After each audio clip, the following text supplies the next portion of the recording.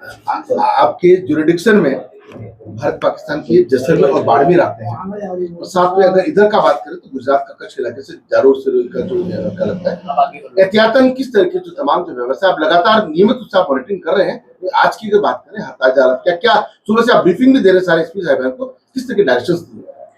देखिए, हमारे लिए यह देश की अस्मिता की लड़ाई है। तो धरती की का एक एक इंच, खून का एक एक कतरा और भूमि का एक एक जर्रा जर्रा हमारे लिए उतना ही कीमती है जितनी इस देश की अस्मिता है और हमारे हर एक व्यक्ति की जान है।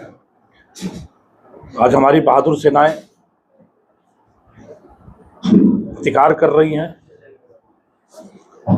माकूल जवाब दे रही हैं, तो उनके साथ कंधे से कंधा मिलाकर पुलिस, अर्धसैनिक बल, सिविल डिफेंस, सिविल सोसाइटी, जनता सब खड़ी है। तो यह एक संदेश है हमारी सीमाओं को, पुलिस की तरफ से, अर्धसैनिक बलों की तरफ से,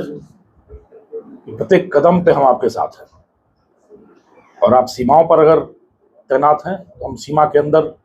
आपके लिए हौसला, प्रेरणा और मनोबल लेकर आ रहे हैं। दूसरी चीज यह है कि सीमावर्ती क्षेत्र में जो भी हमारे निडर साहसी नागरिक हैं, उनका मनोबल चट्टान की तरह दृढ़ हो, आसमान की बुलंदियों तक ऊंचा हो, यह सुनिश्चित करने के लिए हम लगातार उनके बीच में जा रहे हैं। पुलिस प्रशासन एक इकाई के रूप में उनके साथ जा रहा है। और तीसरा उद्देश्य जो है वो उद्देश्य यह है कि अगर किसी ने भी आत्मघाती दुस्साहस किया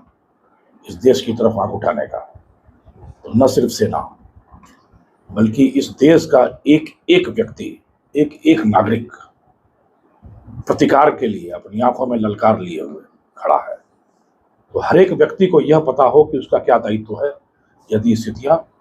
बनती हैं ऐसी। तो वैसी स्थिति में सुरक्षा के लिए क्या क्या करना है, एहतियातन क्या कदम उठाए जाने हैं, और सेना का हाथ मजबूत करने के लिए, सशस्त्र बलों का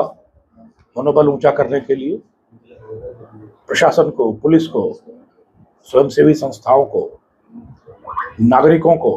ग्रामीणों को, सीमावर्ती क्षेत्र में बसे लोगों को क्या करना है, यह बताने का दायित्व